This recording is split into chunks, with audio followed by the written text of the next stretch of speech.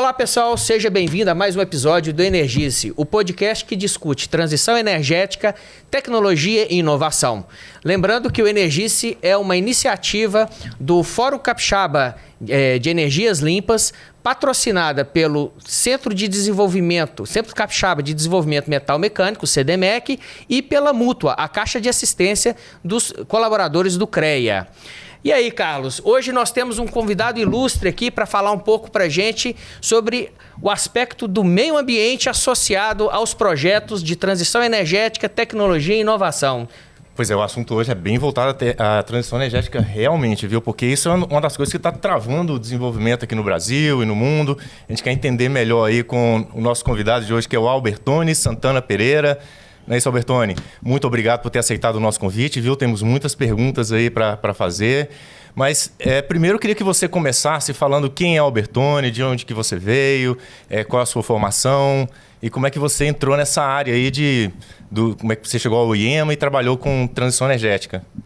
Oi, Carlos. Obrigado pela oportunidade, obrigado pela oportunidade de fazer um debate de evolução, né, que envolva a transição energética e que a gente possa contribuir para que isso se implante de forma plena no nosso estado. Eu sou baiano de Salvador, cresci minha primeira infância no estado do Rio de Janeiro, na cidade de São Pedro da Aldeia, e depois, aos 12, vim para Vila Velha, onde desenvolvi meus estudos, estudei na UFES, me formei em Ciências Biológicas pela UFES.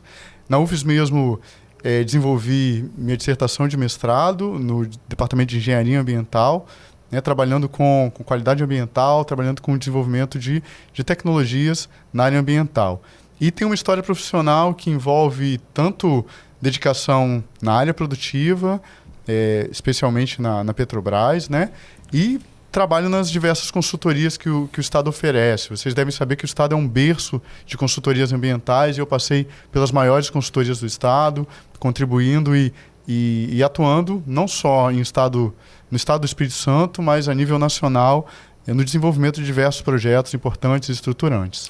Albertoni, você, na sua trajetória profissional, você foi diretor técnico do Instituto Estadual de Meio Ambiente, o IEMA, depois foi diretor-presidente, pegou aí um rabo de foguete grande, que foi o acidente da Samarco e depois da Companhia Vale, impactando o Rio Doce. Sim. Mas eu queria começar com uma pergunta bastante difícil.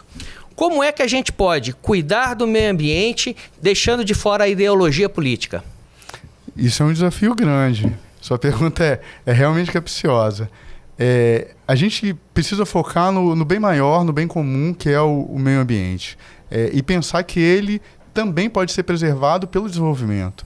O desenvolvimento feito em associação ao meio ambiente, cuidando das questões principais, dos riscos e dos principais potenciais impactos, a gente acaba preservando e sempre compensando aqueles impactos que não são mitigáveis, sempre compensando, inclusive, a população naquelas perturbações que não são evitáveis, né? E conseguindo conciliar desenvolvimento, preservação ou mesmo mitigação e compensação no ambiente. A gestão ambiental tem essa função, né? A gestão ambiental tem métodos que visam conseguir alcançar essa conciliação. Albertoni, você tem uma formação também, além de sua formação como biólogo, você ter trabalhado no IEMA, você também já trabalhou em empresas privadas, ou seja, você está vendo os dois lados da história. Como que a gente pode desenvolver no Brasil, como é que as coisas podem andar e destravar essa questão do licenciamento ambiental? Ter trabalhado na iniciativa privada, né? Estar ainda na iniciativa privada e ter vivenciado o órgão público, especialmente como gestor, permite olhar vários ângulos de todos os pontos, de todos os problemas, né? E isso, para mim, eu acho que é uma vantagem muito grande, possibilitar esse diálogo entre investidores, empreendedores, executivos, técnicos ambientais, sejam aqueles que prestam serviços para esses investidores ou os que estão desenvolvendo as atividades reguladoras, né? Possibilitar esse diálogo e a múltipla visão para mim, uma vantagem muito grande. E entendo que a chave do sucesso desse diálogo é conseguir entender quais são as necessidades reais de cada um desses públicos e conseguir contemplá-las nos estudos ambientais, nos processos de licenciamento, né, nas respostas a pareceres técnicos e possíveis questionamentos que os órgãos reguladores fazem aos empreendedores e aos executivos que trabalham no setor produtivo. Entendo que atender essa segurança, atender com critério técnico, obviamente, essa segurança é a melhor forma de destravar e de fazer com que a evolução dos estudos e da relação seja a mais objetiva possível. Mas você acha que o nó está na parte da legislação ou está mais na parte da ideologia e vontade política? Eu entendo que a legislação e a boa técnica, elas conseguem blindar a ideologia política, né? Então eu desenvolvo o meu trabalho trazendo todo o diálogo técnico e legal para que a gente atenda tecnicamente todas as necessidades dos processos, né, e da legislação e consiga deixar de lado aquilo que perturba, aquilo que é viés político e que é viés ideológico.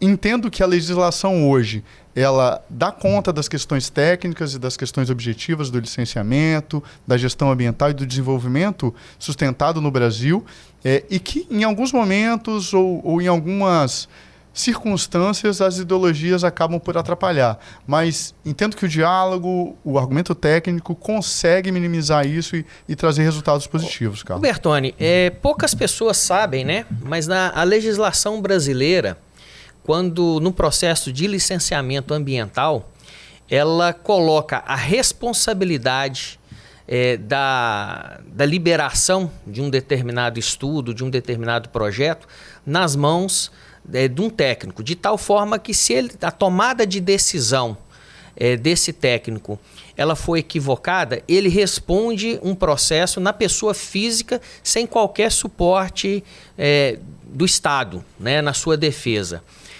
Dentro desse panorama, a gente percebe que existe na própria arcabouço legal brasileiro uma certa incentivo a que o técnico não tome a iniciativa da decisão, porque se ele pode vir a ser responsabilizado, para ele é melhor não tomar a decisão e não sofrer o risco de tomar uma decisão errada. Como é que a gente pode bypassar ou contornar esse problema e fazer com que os técnicos, né, eles se sintam mais aptos, né, e mais confortáveis a uma tomada de decisão num processo de licenciamento? Você explicou muito bem, acho que você abordou muito bem a questão e o ponto de vista daquele que é técnico e que precisa executar um ato, que é um ato administrativo e que traz sobre ele responsabilidade. Eu, como gestor no IEMA e em todos os diálogos com qualquer órgão ambiental, eu sempre dotei o técnico do saber, né? Da proficiência técnica como principal argumento. Porque entendemos que, uma vez que tecnicamente a resposta está colocada e está dada, ela é substância para que o técnico se defenda. E, obviamente, o gestor precisa patrocinar aquilo, né? Então, atuar como um patrocinador, como um apoiador daquela decisão, seja do ponto de vista legal, administrativo, ou mesmo do ponto de vista moral, do ponto de vista ético, é caminho para essa solução. Visando trazer o debate para o técnico, né? Evitando que o debate se faça na pessoa física ou mesmo na ideologia que qualquer um de nós traga e defenda. Eu entendo que o debate técnico é a solução para essa situação. Ô Bertoni, dentro do panorama atual do Estado aí, eu queria que você discorresse aqui a respeito do processo de licenciamento de projetos que são inovadores, né? Nós estamos vendo aqui atualmente alguns projetos associados a descomissionamento de plataformas. Isso aqui no Brasil, de certa forma, é algo novo, né? Aqui no Espírito Santo nunca foi feito antes. E como é que a gente consegue quebrar um pouco essa resistência na análise dos projetos por parte dos técnicos quando eles desconhecem o assunto? Historicamente, os casos onde a inovação se coloca como desafio para a análise técnica, a visita a experiências anteriores traz essa segurança para o técnico, né? Entendo que, à medida que os técnicos vivenciarem, entenderem as questões de impacto ambiental envolvidas com o descomissionamento, isso vai se tornar natural. Então, identificar polos onde o descomissionamento já acontece naturalmente, com licenciamentos já desenvolvidos, com histórico de monitoramento e controle ambiental, com histórico de efetiva gestão ambiental. Fora do Brasil, nesse caso, né, nós temos pouquíssimos exemplos do Brasil. Acho que nós temos um exemplo no Espírito Santo, que é Cação, o campo de Cação, onde aconteceu já o descomissionamento de duas plataformas isso em fixas. alto mar, né? Isso no mar, em águas rasas, tá? No caso de Cação. Visitando e convivendo com experiências positivas e de sucesso, o técnico consegue alcançar a habilidade técnica e preencher as lacunas científicas e de conhecimento e de experiência, dando a ele segurança. Mas eu fiquei em dúvida ainda, olha só. Então, todo o nosso processo ambiental aqui no Brasil, o funil aonde o elo mais fraco da corrente seria a aprovação pelo técnico, seja do IBAMA, seja do IEMA. Você não acha que talvez seria uma mudança de processo, ao invés de você ficar com a decisão em cima daquele técnico, e se ele for um técnico que tiver um viés, por exemplo, ideológico, você pode travar toda uma cadeia de investimento aí. Não seria o caso de você mudar esse processo, ao invés de ser uma pessoa, passar a ser um comitê, por exemplo? Talvez a gente tenha se expressado de forma incompleta até aqui, tá, Carlos? Em projetos consideráveis, de grande mota, né, em projetos que têm impactos ambientais significativos ou que têm demanda de estudos ambientais, como a EIA-RIMA, que são mais complexos e multidisciplinares, as equipes do IEMA se organizam para fazer análise daquele processo. Então, nós temos pelo menos especialistas que trabalham com o meio físico, com o meio biótico, com o meio antrópico, analisando toda aquela questão. E à medida que isso se torna mais complexo, outros técnicos dentro dos órgãos ambientais são mobilizados para essa atividade. A legislação, inclusive, prevê que conhecedores de notório saber de fora dos órgãos ambientais possam ser adicionados às equipes como consultores, né, que de forma livre vão complementar o saber daquela equipe e vão complementar a análise técnica dos processos. Tudo, obviamente, às custas do empreendedor, né, como prevê a lei. Mas isso permite que um leque de conhecimento, um leque de experiências de dentro do órgão ambiental, de fora, de dentro daquela unidade federativa, no caso, estamos discutindo o Espírito Santo, ou de fora daquela unidade federativa, possa enriquecer e complementar os estudos, trazendo um saber multidisciplinar e uma diversidade de olhares, né? Falando até em vieses políticos, mas uma diversidade de olhares e de visões de mundo que são contemplados nessa análise técnica. Então, entender que a gente sempre conta com uma equipe dentro dos órgãos ambientais é importante para que a gente entenda que a discricionalidade não está sobre um técnico apenas, mas é parte de um comitê, de uma comissão que faz essa análise. Eu queria te fazer uma pergunta exatamente nessa linha aí que você colocou, né? Você falou a trazer para o processo notáveis, né? Especialistas.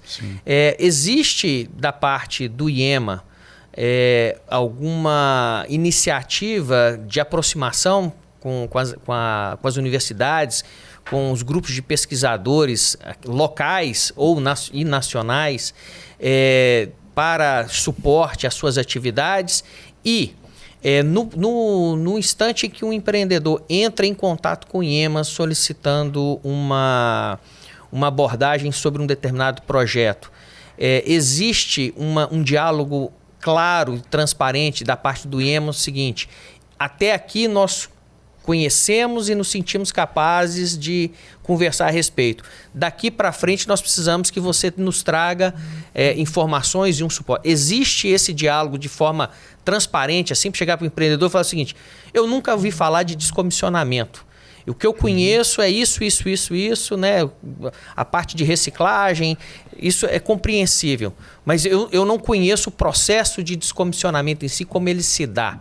existe esse diálogo aberto por parte do órgão ambiental, no sentido de, por favor, traga auxílio externo para nos orientar? São duas perguntas, né? Sim. A primeira diz respeito à relação do técnico, né, do órgão com as academias. Eu entendo que essa relação ela se faz de duas formas. E ela acontece no caso do IEMA, né? Ela se faz... primeiro, né, na iniciativa dos técnicos de participarem de associações ou mesmo de se desenvolverem tecnicamente por meio de pós-graduações, mestrados e doutorados, participação em congresso, partilha em grupos técnicos e participação em grupos técnicos externos ao órgão. Isso acontece, isso é frequente. A gente tem pessoas, inclusive, que participam de lideranças, né, de comissões e de grupos de estudo de várias áreas, especialmente da avaliação de impacto ambiental, né? Entendo que a renovação do órgão por meio de concursos públicos também traz esse conhecimento mais atualizado das academias, também traz profissionais com frescor acadêmico maior ou conhecimento técnico mais atualizado. A gente teve concursos recentemente, tem uma reestruturação do órgão no sentido de ter mais técnicos. A gente tem um efetivo aumentado aí no último governo e que já disponibiliza, né, para o órgão essa diversidade de conhecimento e essa atualização de conhecimento. Entendo que sim. Então isso acontece. E quanto ao segundo ponto, sobre o diálogo franco a respeito de lacunas de conhecimento, eu entendo que a gente pode crescer nesse diálogo. E a gente precisa estar sensível a essa percepção. Para descomissionamento isso é muito claro porque é muito recente, né? Uma ciência que para o Brasil é muito recente, dada a idade da indústria e os recentes ciclos, né, de desenvolvimento industrial, no caso do Brasil. Mas a gente consegue descobrir essas lacunas e eu tenho experiência de lacunas que foram identificadas e que foram sanadas com visitas técnicas, com relacionamento com profissionais externos ou complementações de estudos, acesso a estudos e teses acadêmicas que trazem essa atualização. Eu entendo que a gente tem sim um campo de discussão, um campo de evolução nesse caminho com o IEMA. Gostaria de voltar a falar sobre os gargalos. Aí você está me falando que o gargalo não é o técnico especificamente, que dependendo do tamanho do projeto, você vai ter toda uma equipe ali, inclusive com o auxílio de consultores externos. O gargalo está então na quantidade de pessoas no IEMA, a qualidade das pessoas que entram no IEMA, ou talvez até na infraestrutura tecnológica. Por que o IEMA demora tanto a conceder uma licença ambiental? A gente começa essa discussão falando de recursos, né? Sempre. Entendo que recurso é sempre um gargalo para esses processos e para essas análises que ainda são efetivamente minuciosas e feitas uma a uma por leitura de documentos, por documentos longos, por documentos de complexidade técnica, né, e diversidade de conhecimento.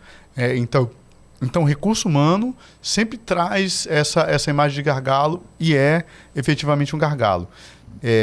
Repito que nós passamos por concurso público no IEMA recentemente e temos um reforço trazendo melhoria nesse processo. Entendo que outra questão é a diversidade de atividades e a vocação para cada atividade, né? É notório que no estado do Espírito Santo nós temos uma vocação para atividades na região costeira, né? Para aproveitamento dos recursos marinhos, a vocação geográfica do estado.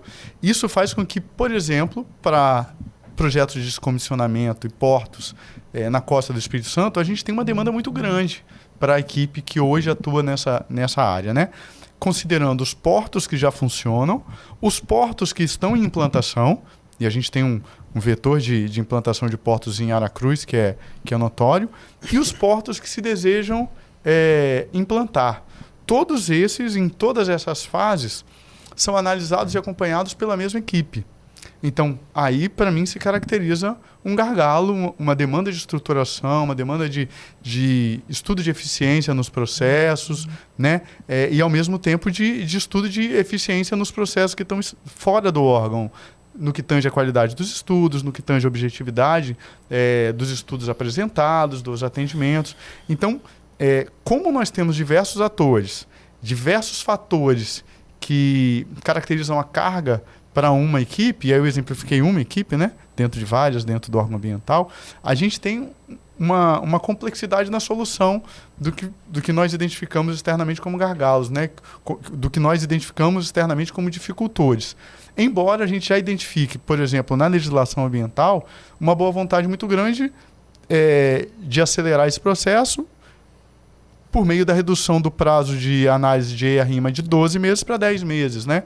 A gente vê iniciativas, por exemplo, de grupos conjuntos, como o CAPLA no estado do Espírito Santo, que visa identificar uma fila de projetos prioritários, entendendo o impacto social, o impacto econômico deles, né? Desses projetos, desses empreendimentos, visando priorizar projetos, aumentando a objetividade da análise. Então, existem iniciativas que estão sendo colocadas, que já têm alguns resultados, que podem trazer redução dessa imagem de gargalo e de prazos excessivos dentro do licenciamento ambiental.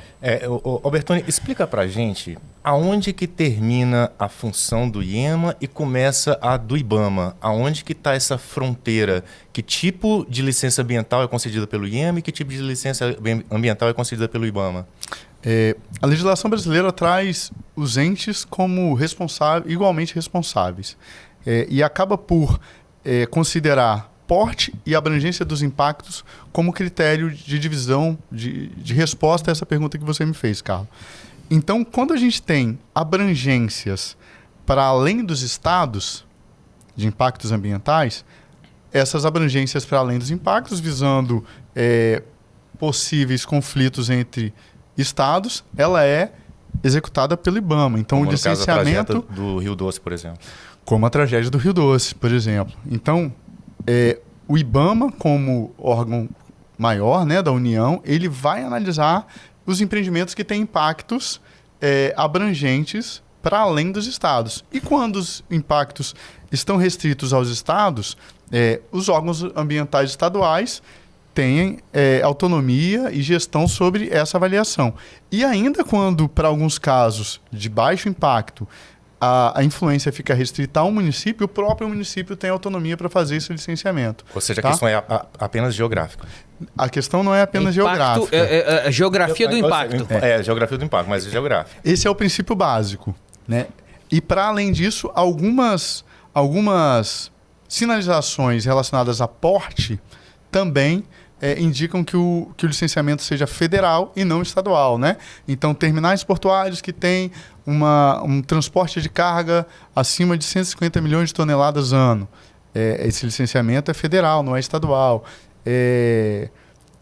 Linhas de transmissão que têm capacidade acima de um patamar. Esse licenciamento é feito pelo órgão federal e não pelo órgão estadual, mesmo com abrangências estaduais de impactos, tá?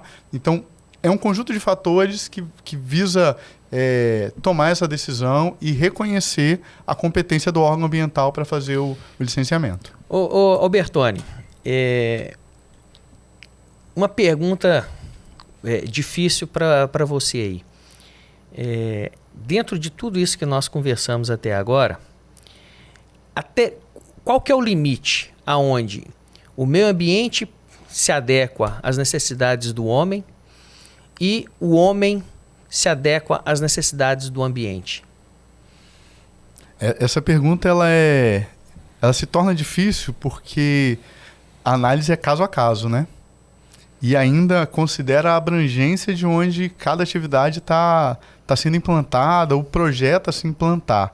Então, responder de forma abrangente é até um erro, né? Mas responder de forma específica e local, analisando a vocação de uma região, analisando o uso e ocupação daquela região e analisando a pegada, né?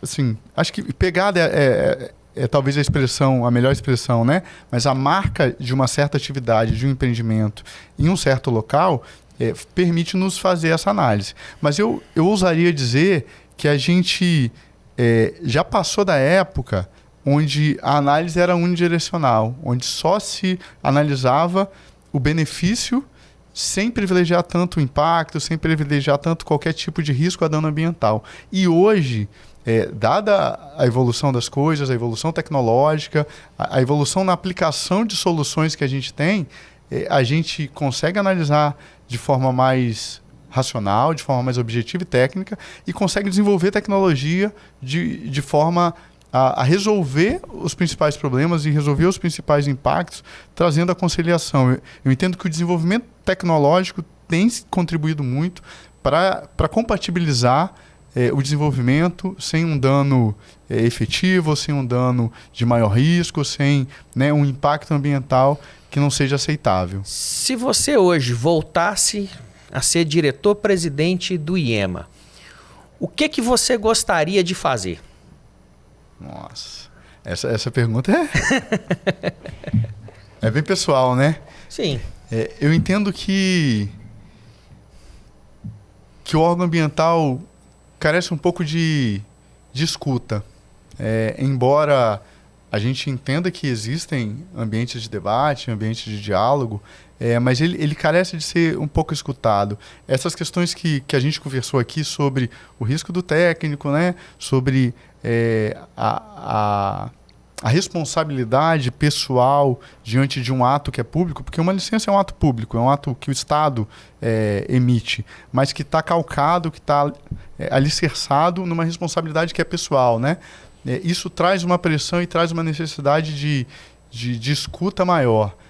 Eu exercitei isso enquanto gestor do órgão ambiental, acho que fui muito, muito feliz nesse exercício, acho que hoje eu consigo colher frutos disso, no que diz respeito à possibilidade, à habilidade de dialogar com os técnicos, de dialogar com a gestão do órgão ambiental e com o governo do Estado. E eles acho que precisam de um reforço disso, de uma intensificação desses canais de diálogo e de escuta, do que o técnico faz, do que o órgão ambiental em si precisa falar. Albertoni, já faz um tempo que você saiu do IEMA e a gente está insistindo aqui em muitas perguntas do IEMA, aproveitando aí toda a sua bagagem lá, né? Então eu queria insistir um pouquinho mais antes da gente partir para algumas perguntas um pouco mais como de projetos atuais em que você está envolvido. Quando eu fiz a pergunta sobre infraestrutura, a gente conversou sobre pessoal. Eu queria que você falasse um pouquinho da infraestrutura de material. Por exemplo, o IEMA tem drone suficiente, tem sensores suficiente, como está a parte de tecnologia, tem dinheiro suficiente para comprar esses equipamentos que são necessários? O IEMA tem... você falou da minha saída, né? Minha saída foi em 2017, então nós estamos aí chegando a 10 anos dessa época, né? E o IEMA tem intensificado de lá para cá, sempre valorizou, mas tem intensificado de lá para cá o investimento em tecnologia. Então, o investimento em compra de equipamentos, em desenvolvimento das próprias equipes para usar equipamentos e novas tecnologias. E aí eu digo, né, como você citou, dos de drones para captação de dados, mas também de métodos e softwares para tratamento dos dados e das informações, organização estrutural para que essas informações estejam centralizadas em um repositório e sejam analisadas e disponibilizadas para a sociedade de forma geral. Também é uma estruturação tecnológica e de prestação de serviço em que o órgão tem se dedicado e tem já mostrado bons frutos. Então, o órgão tem se dedicado a isso, tem obtido um apoio do governo do Estado para uma estruturação melhor e já tem conseguido dinamizações e efeitos em fiscalização e em gestão de dados que são notórios, que a gente já consegue perceber. Tá? Uma pergunta agora, saindo um pouquinho seu trabalho, dessa trajetória aí como gestor público. Vamos falar sobre um projeto atual. Você já passou em alguns projetos aí na iniciativa privada, só que agora a gente está num projeto que é muito interessante, que vai exigir aí todo o seu conhecimento, toda essa sua bagagem no IEMA, que é o licenciamento ambiental de um porto que está sendo projetado, né, está sendo planejado aqui para a Baía de Vitória. Você pode contar que porto é esse e que projeto é esse e qual a informação que você pode passar para a gente? O projeto é um projeto que já é de conhecimento público, já é de conhecimento do órgão, né, o Terminal Portuário Nova Holanda. Esse terminal é um terminal que já tem um desenvolvimento de detalhamento grande e que está sofrendo uma atualização para que ele possa atender as atividades de descomissionamento de unidades produtivas de petróleo, né? O foco do projeto é atender e receber FPSOs, que são grandes embarcações, com grandes estruturas modulares instaladas a bordo para que ele funcione como uma planta de produção, né? E que tenha suas complexidades e suas necessidades atendidas enquanto planta de produção em alto mar. Então, esses navios, uma vez desconectados do mar, são descomissionados ou são desmantelados, talvez seja o melhor termo, né? São desmantelados na costa, em portos, pelo mundo inteiro. E o terminal portuário Nova Holanda pretende entrar nesse negócio, entrar nesse mercado de descomissionamento, atuando como uma unidade de desmantelamento de unidades flutuadoras ou unidades fixas descomissionadas da indústria do petróleo. Albertoni, esse projeto do Porto de Nova Holanda, ele, ao que eu sei, ele tem algumas características que são interessantes, né? Que inclusive reduz o impacto ambiental deles na sociedade aqui, nas áreas adjacentes, que é o fato de que ele seria usado apenas como como é que fala? Uma área de suporte, né? Você viria com a plataforma ali, faria esse desmantelamento local e depois todo o material para ser reciclado ele sairia também por vias marítimas, né? Uhum. Ou seja, não haveria impacto de trânsito de caminhões no acesso a essa instalação. Fale um pouco para a gente, um pouco mais aí sobre essas questões que estão no debate aí com o órgão ambiental, inclusive porque tem como é que fala? Impacto na definição das condicionantes ambientais, sim, né? Sim. E também nos benefícios sociais e econômicos que esse investimento pode trazer para a cidade de Vila Velha.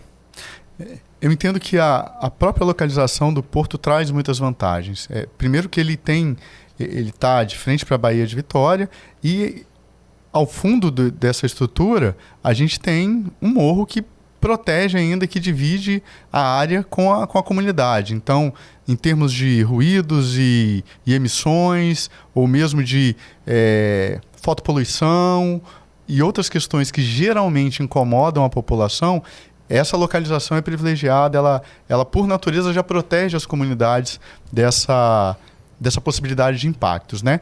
Um outro ponto que é importante dizer é que ele tem uma dragagem mínima, né? Uma dragagem de 30 mil metros cúbicos, que pretende reutilizar os sedimentos a serem dragados, também trazendo redução do impacto já no conceito do projeto, possibilitando a viabilidade ambiental do terminal portuário. E como você citou, o projeto prevê o uso do mar, né, e do modal marítimo como principal via de transporte.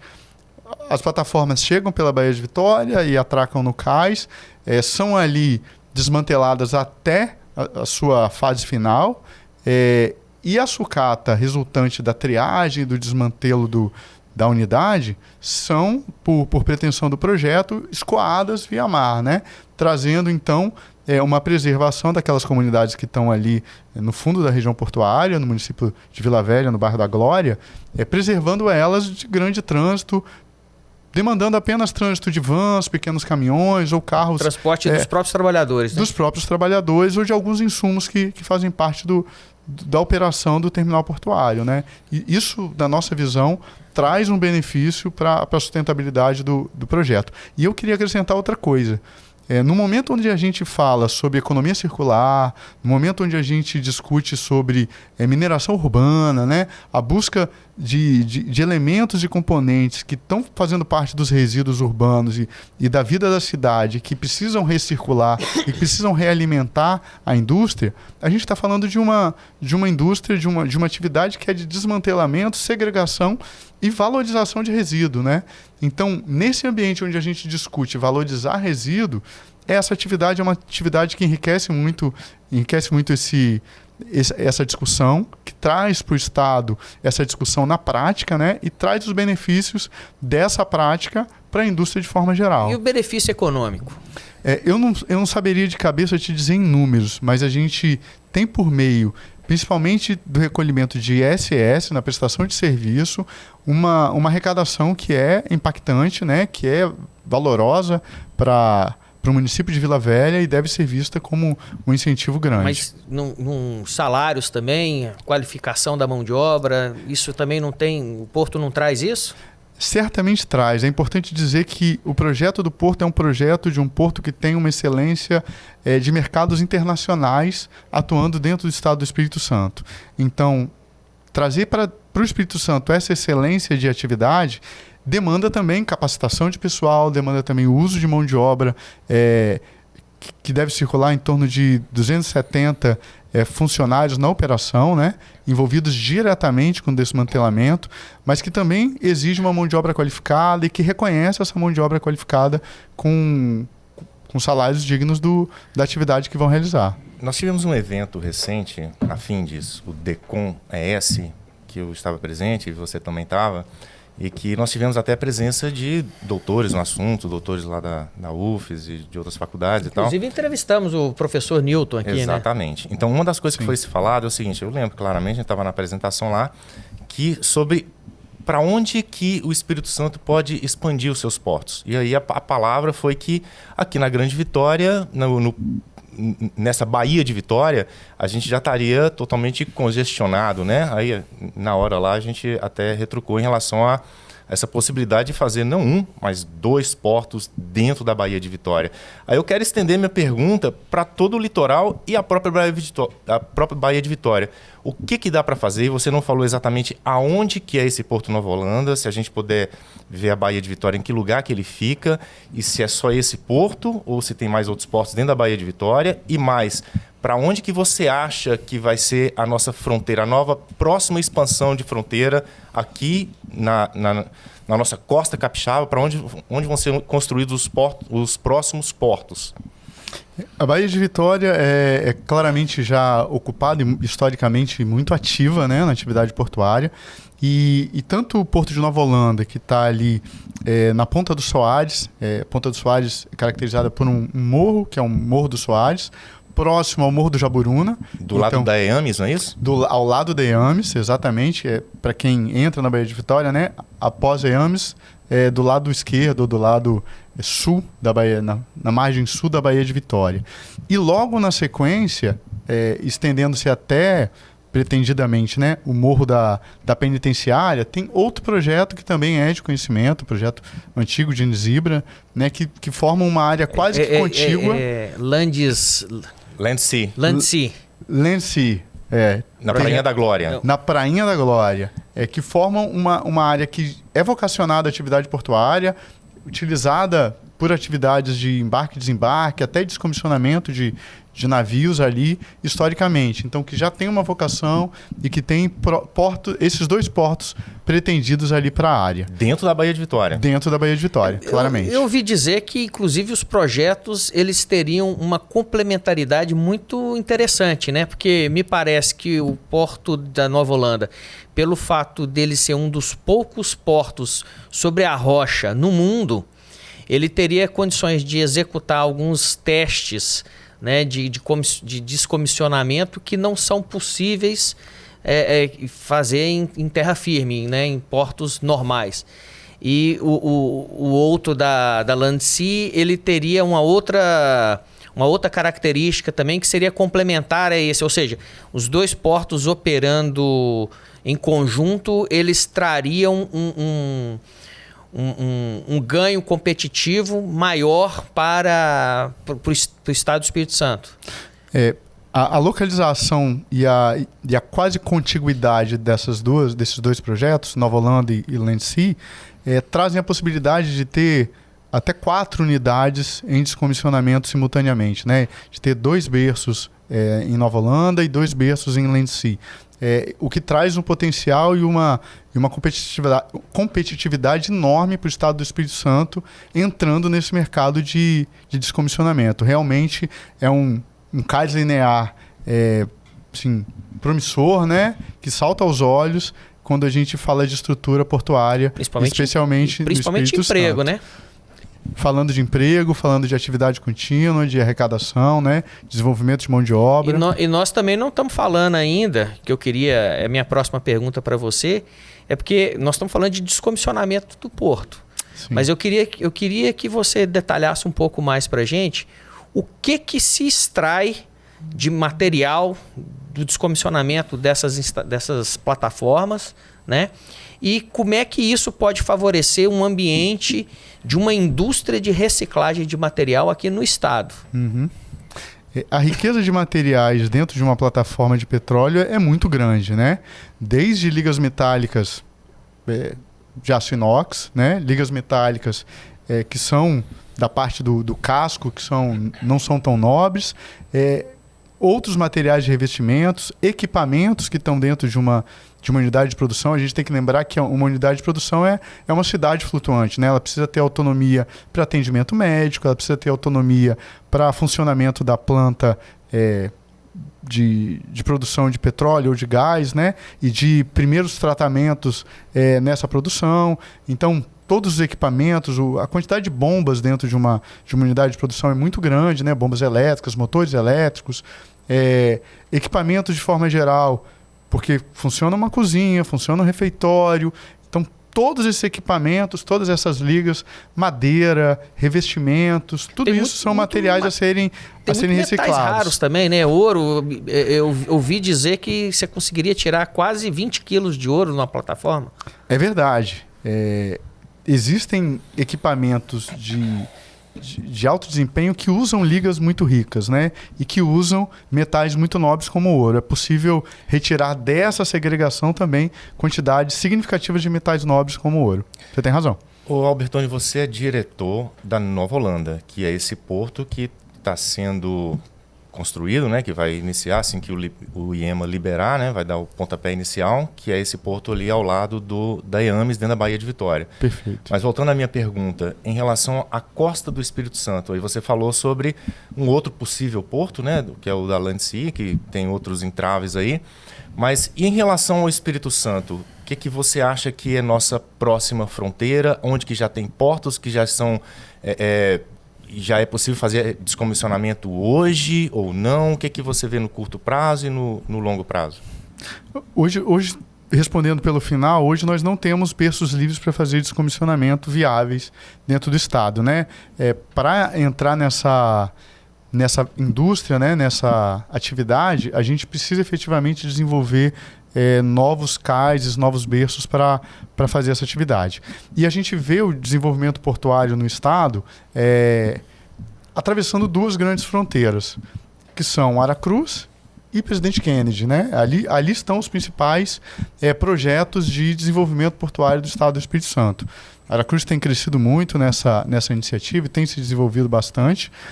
E Presidente Kennedy tem um grande porto que também está em implantação já inicial para ser um grande vetor.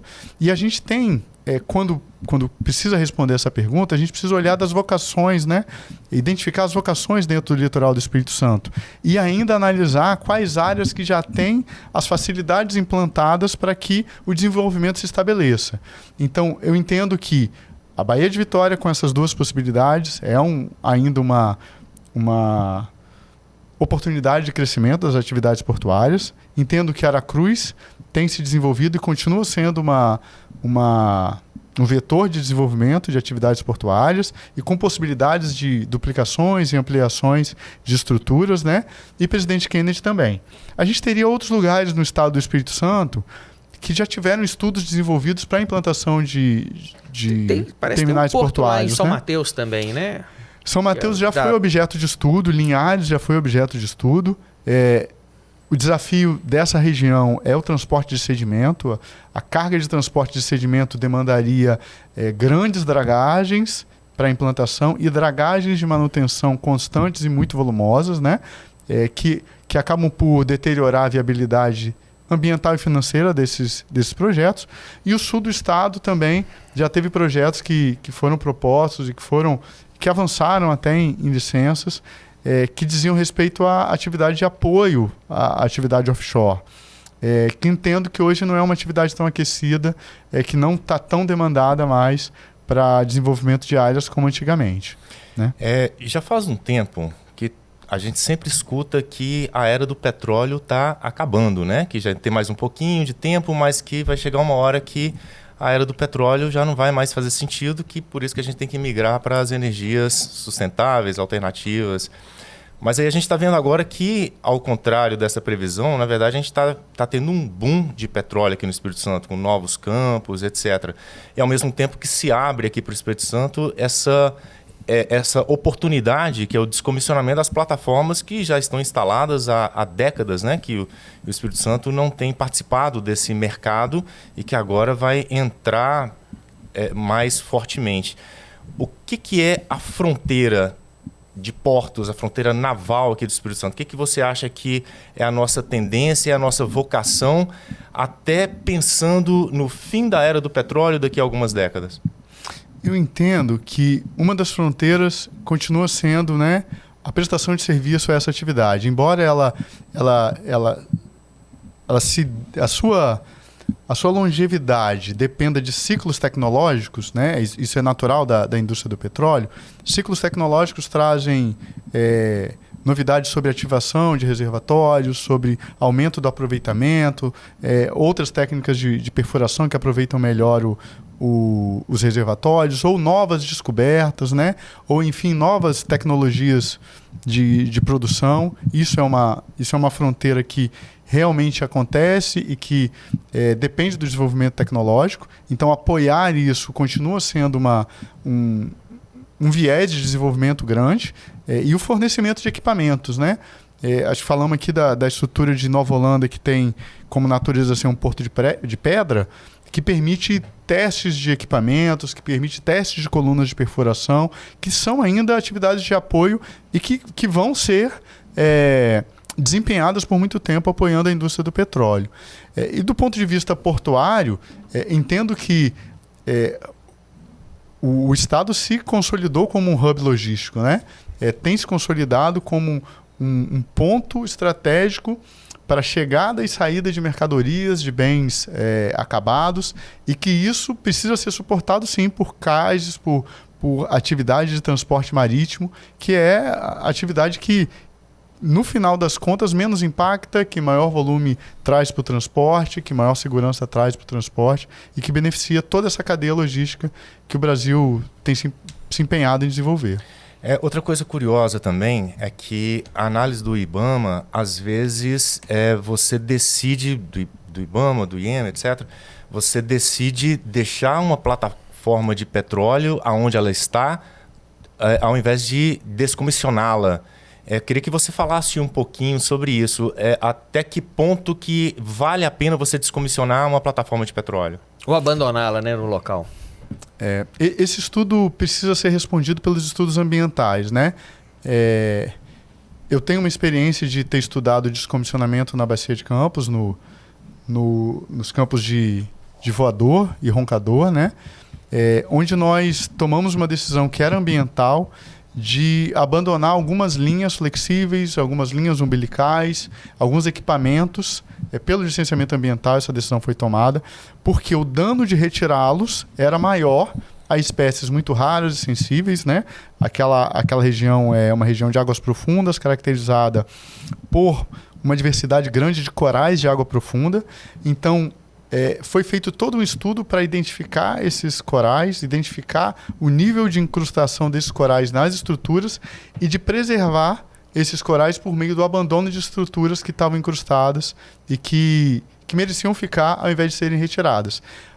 No entanto, aquelas estruturas que não eram incrustadas pelos corais raros, elas foram efetivamente retiradas, removidas, né? Porque, do ponto de vista ambiental, é melhor retirá-las do que deixá-las em ambiente marinho.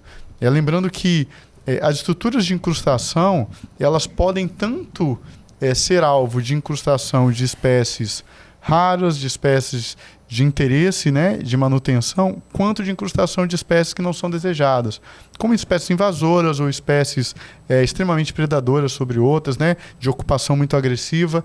Então, essa análise o estudo ambiental precisa responder para que haja uma escolha entre deixar ou retirar estruturas durante o descomissionamento. Albertoni, nós estamos chegando aqui ao final do nosso tempo. Eu sei que o Carlos deve ter pelo menos mais umas 15 perguntas para te fazer, né? Mas nós estamos chegando aqui ao final do nosso tempo de entrevista. Eu vou deixar o Carlos fazer a última pergunta dele e depois eu gostaria que você deixasse aqui para o nosso telespectador a mensagem aqui, né, de você como especialista em meio ambiente, né, com passagens tanto pela iniciativa pública quanto pela privada, né? Uma mensagem aí de como devemos seguir, né, no futuro para que a gente tenha um estado que seja não só desenvolvido economicamente, mas sobretudo ambientalmente sustentável. Fala aí, Carlos, faça a sua pergunta. É o seguinte, você foi contratado pela Nova Holanda, né, por esse projeto, inclusive por causa da sua experiência lá no IEMA, para poder destravar esse nó aí e romper esses gargalos. Eu queria que você falasse para a gente, desse uma dica de como que você pode entrar com um processo no IEMA, como é que você pode pleitear uma licença ambiental para que isso ande mais rápido, para que as coisas realmente aconteçam. Ou seja, você foi contratado como diretor desse projeto exatamente para destravar esse nó. Então, fala para a gente como que esse nó pode ser destravado. Entendo que o primeiro ponto para a gente avançar para esse projeto ou para qualquer outro, né, é perceber muito bem quais são as variáveis delicadas e sensíveis do projeto. E a partir disso, entender se a minha sensibilidade, a minha percepção sobre essas variáveis bate com a percepção e a sensibilidade do órgão ambiental sobre essas mesmas variáveis, né? A partir da conjugação dos pontos sensíveis desse empreendimento, desse projeto, dessa área, dessa região, ou mesmo desse tema específico, e aqui nós estamos falando de descomissionamento, a partir do entendimento dessas variáveis sensíveis, entender como atendê-las de forma segura, propiciando, né, ou possibilitando que o órgão ambiental tome uma decisão madura, segura, juridicamente ajustada e também veloz para que a gente caminhe e avance com estudo ambiental, com licenciamento, e enfim, com todas as autorizações que são necessárias. E entendo que isso não seja uma prerrogativa só do órgão ambiental, tá, Carlos? Eu entendo que essa é uma prerrogativa da relação com o ambiente de controle, com o ambiente regulatório, de percepção daquelas variáveis, daquelas questões que precisam ser tratadas com a seriedade que é devida a elas e tratá-las efetivamente, mostrando esse resultado para o ambiente regulatório, de que a gente vai atender aquelas sensibilidades e vai ser responsável ao ponto de torná-las tão cuidadas como se o próprio órgão estivesse cuidando.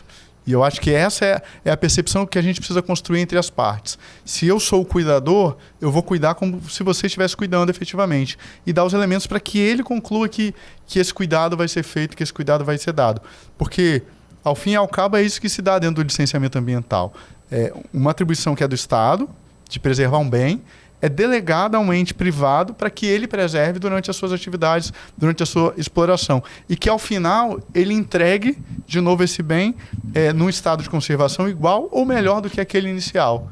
Então, quando a gente consegue dar legitimidade a essa intenção e a esse cuidado, as travas começam a cair, a gente começa a desenvolver os processos e começa a chegar nas conclusões que são necessárias, nas autorizações e licenças que são necessárias e a sua preservação.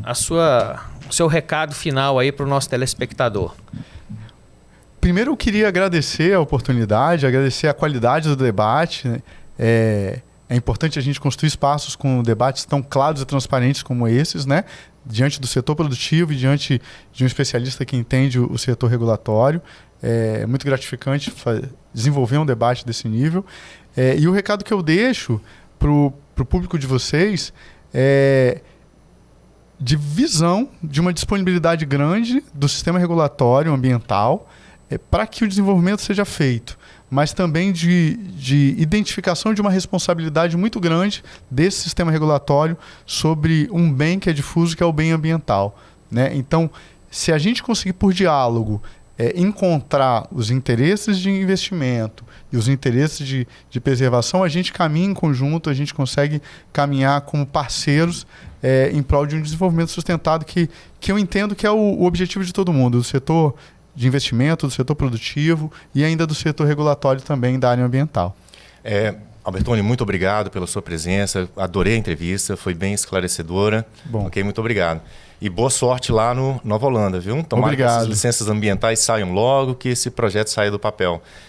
Muito obrigado a vocês também que nos acompanharam até agora. E, por favor, curta o nosso podcast e nos acompanhem. Nos sigam nas redes sociais para ganharmos relevância. Não é isso, Senna? É isso aí, pessoal. Ajude-nos a divulgar o nosso trabalho. Se você gostou, se inscreva no nosso canal, curta esse vídeo, comente, divulgue para os seus amigos, né? E vamos fazer. Lembrando que estamos falando aqui do futuro do Estado do Espírito Santo.